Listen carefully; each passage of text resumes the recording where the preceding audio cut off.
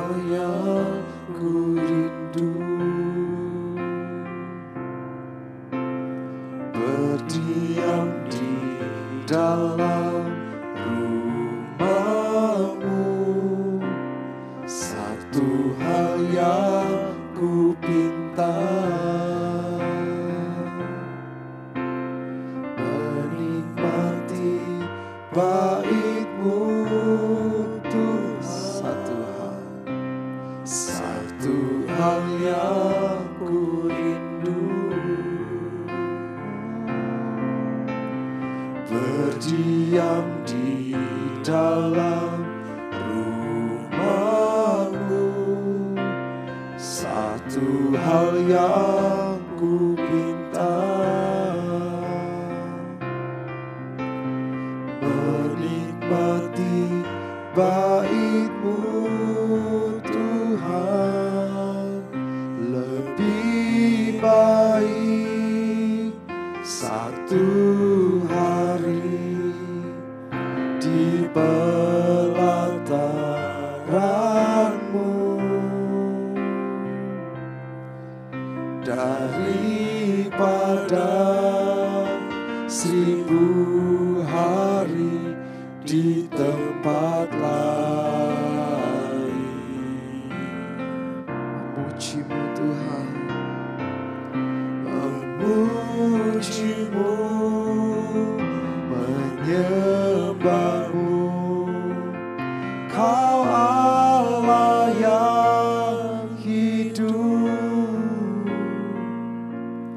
dan menikmati semua kemurahan-Mu. Mari sama-sama katakan, satu hal yang ku rindu, satu hal yang ku rindu, mau berdiam Tuhan, berdiam di dalam rumah-Mu. Satu hal yang ku pinta, menikmati bait-Mu Tuhan. Lebih baik satu hari di pelataran-Mu daripada 1000 hari di tempat lain. Mau memuji-Mu Tuhan, memuji-Mu, menyembah-Mu. Kau Allah yang hidup dan menikmati semua kemurahan-Mu. Lebih baik satu hari di pelataran-Mu Tuhan.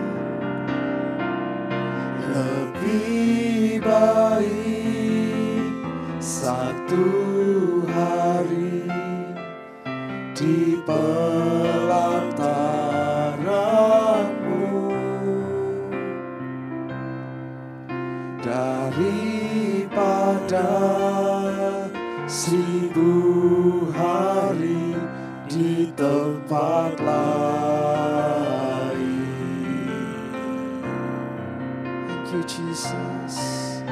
Memuji-Mu, menyembah-Mu. Kau Allah yang hidup dan menikmati semua kemurahan-Mu. Menikmati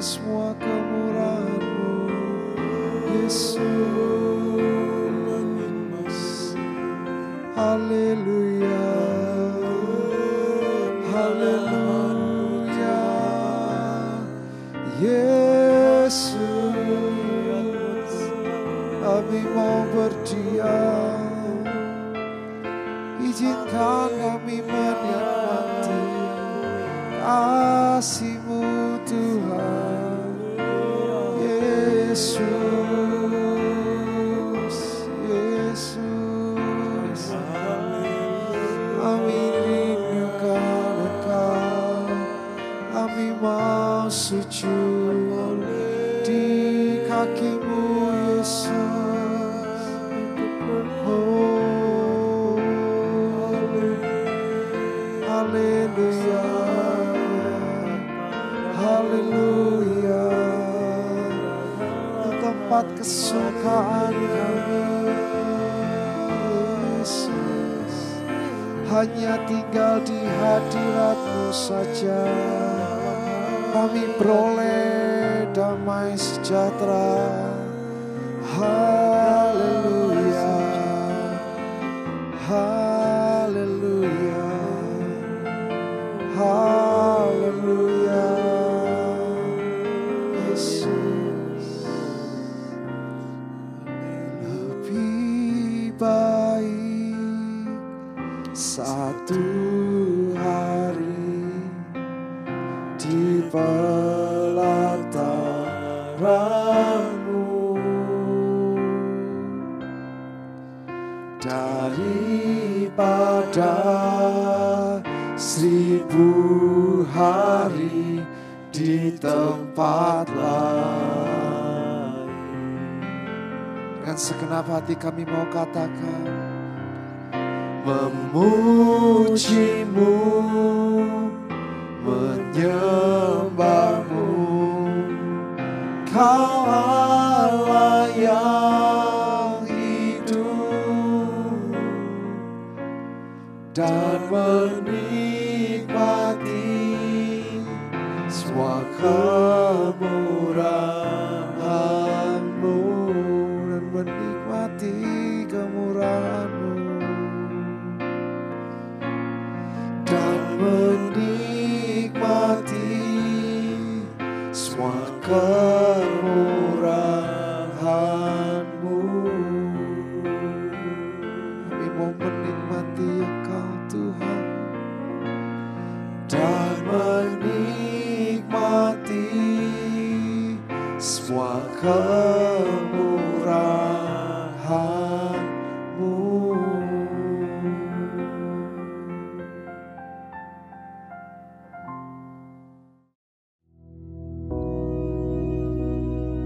Bapa kami yang di surga, dikuduskanlah nama-Mu, datanglah kerajaan-Mu, jadilah kehendak-Mu di bumi seperti di surga. Berikanlah kami pada hari ini makanan kami yang secukupnya, dan ampunilah kami akan kesalahan kami, seperti kami juga mengampuni orang yang bersalah kepada kami. Dan janganlah membawa kami ke dalam pencobaan, tetapi lepaskanlah kami daripada yang jahat. Karena Engkaulah yang empunya kerajaan dan kuasa dan kemuliaan sampai selama-lamanya. Amin.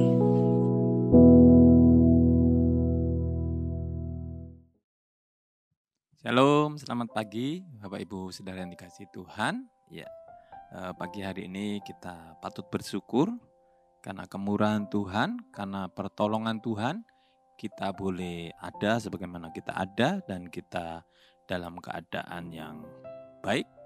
Puji Tuhan. Mari kita akan sama-sama buka Alkitab kita di dalam 2 Samuel pasal yang ke-22.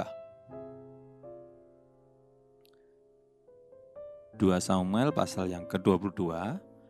Saya akan bacakan mulai ayat 21 sampai 29.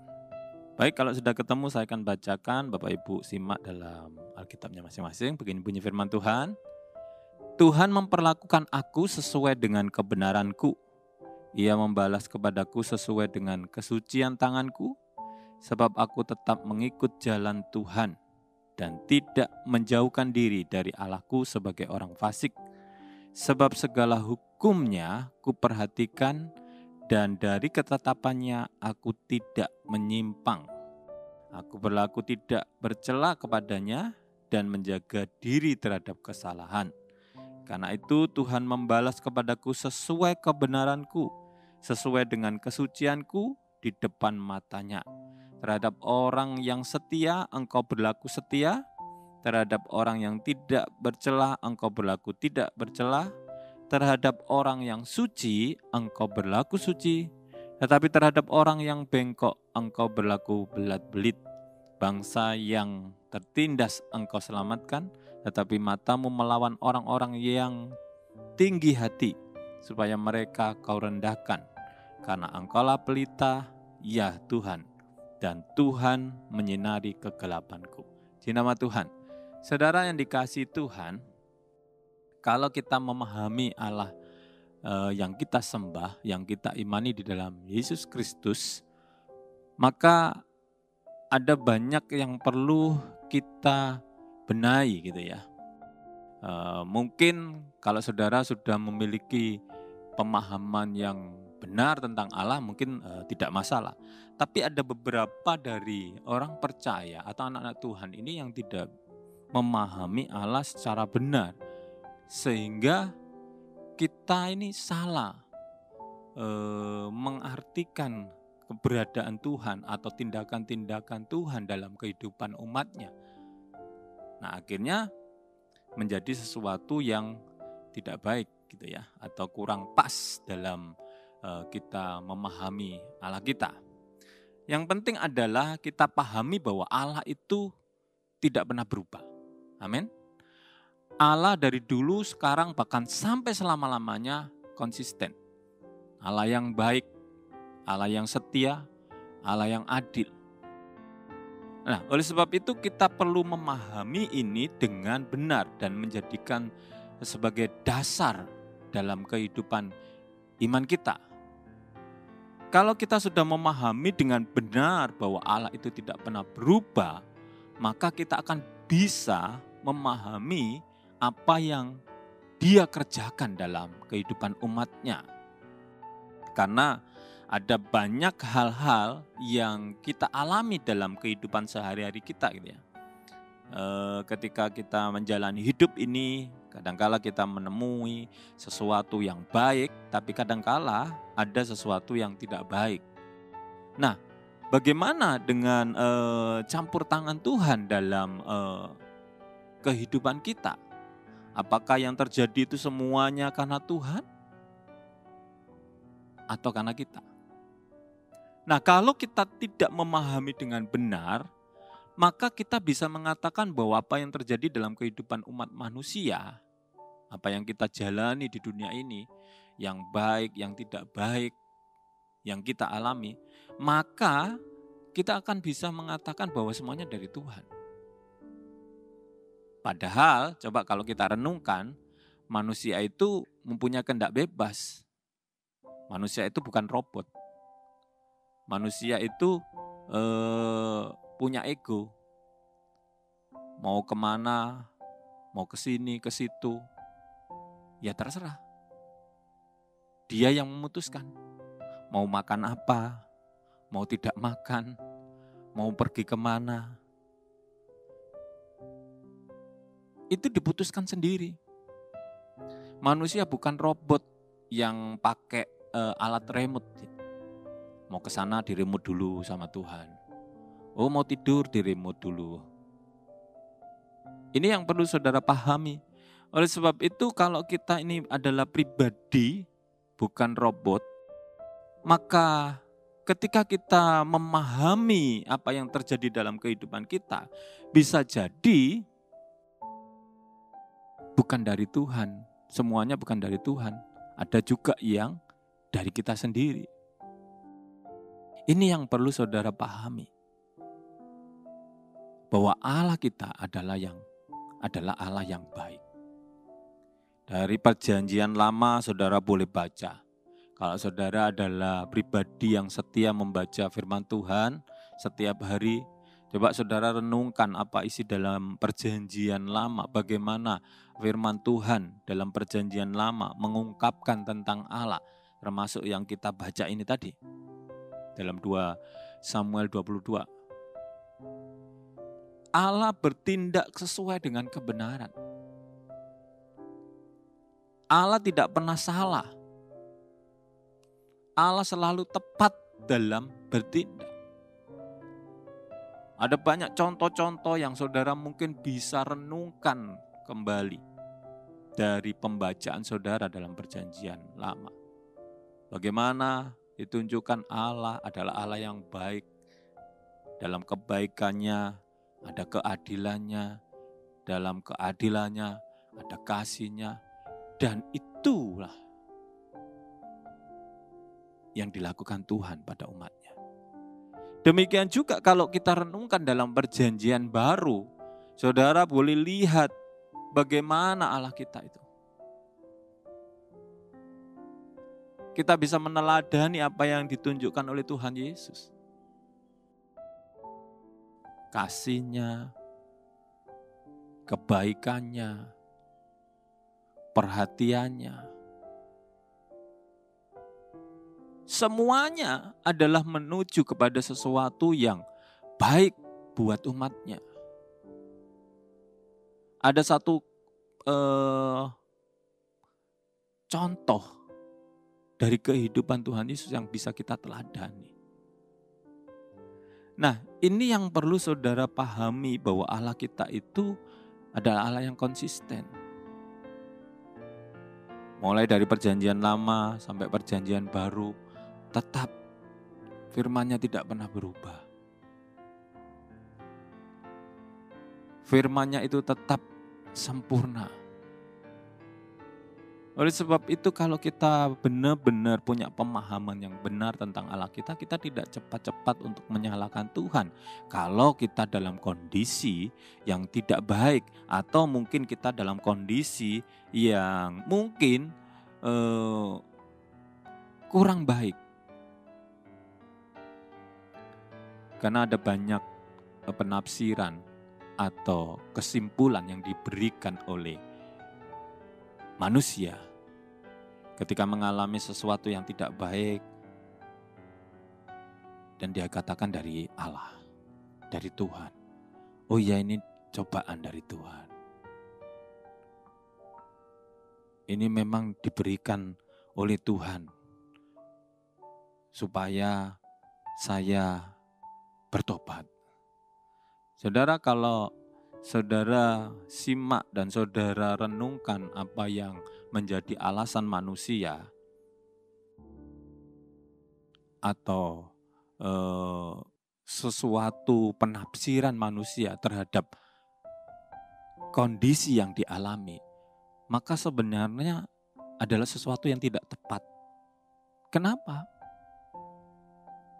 Orang bisa sakit bukan karena dari Allah, bisa saja juga karena dia teledor dalam mengkonsumsi makanan. Ada banyak kasus yang kita perlu renungkan. Nah, oleh sebab itu kita harus berhati-hati bahwa Allah kita ini adalah Allah yang baik. Dia tidak pernah bertindak seperti tindakan manusia pada umumnya. Mungkin kalau manusia, okelah, kita setuju. Tapi ini Allah, pribadi yang berbeda. Dia bertindak berdasarkan kebenaran. Dia punya integritas. Oleh sebab itu enggak perlu kita meragukan Tuhan. Kalau saudara mungkin dalam keadaan yang tidak baik dan saudara bingung dalam memahami kondisi saudara, saudara datang kepada Tuhan, saudara berkomunikasi sama Tuhan, saudara berdoa sama Tuhan, saudara tanya sama Tuhan, saudara merendahkan diri. Kenapa Tuhan saya ngalami ini? Apa ada sesuatu yang enggak berkenan? Nanti Tuhan akan tunjukkan. Tuhan akan berikan hikmat dan saudara akan memahami dengan benar. Setelah saudara tahu, saudara baru ngerti. Oh iya ya, emang Tuhan itu baik. Tuhan itu luar biasa. Saudara akan memuji-muji Tuhan. Nah, ini waktunya saudara harus mengerti itu. Ini sesuatu yang bahaya kalau kita tidak bisa memahami dengan benar tentang Allah kita. Kalau kita tidak mengerti atau tidak mau mengerti tentang Allah kita, maka di luar sana saudara bisa mendapat masukan-masukan yang tidak sesuai dengan firman Tuhan. Ada banyak orang yang akan mengacaukan kebenaran itu.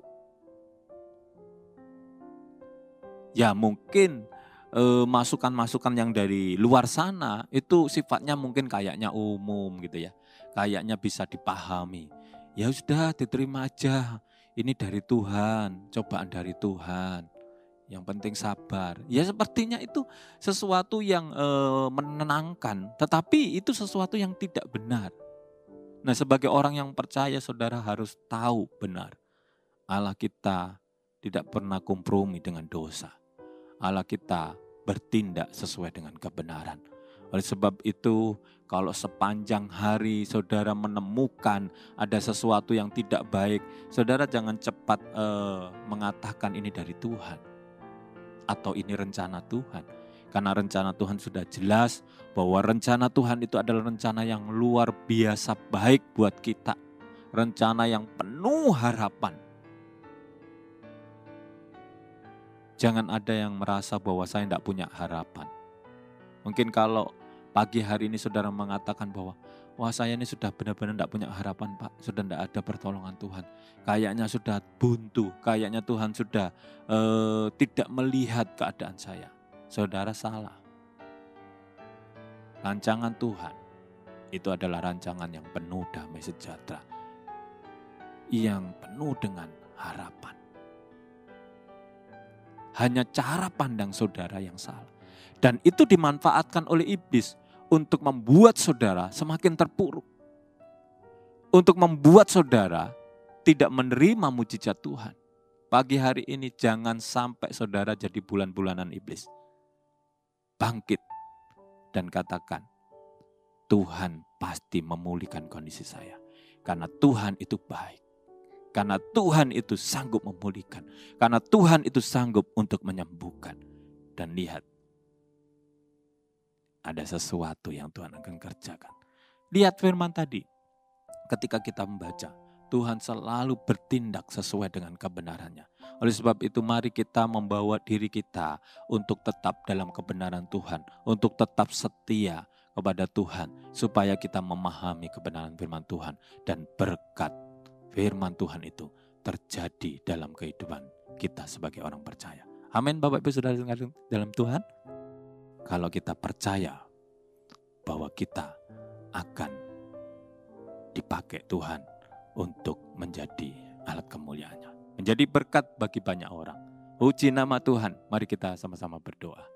Tuhan Yesus, kami berterima kasih karena pagi hari ini kami boleh mendapatkan kebenaran firman-Mu, kami boleh dikuatkan, kami boleh disegarkan, dan kami boleh kembali diperteguh bahwa kami punya Allah yang luar biasa baik, Allah yang tidak pernah berubah sampai selama-lamanya.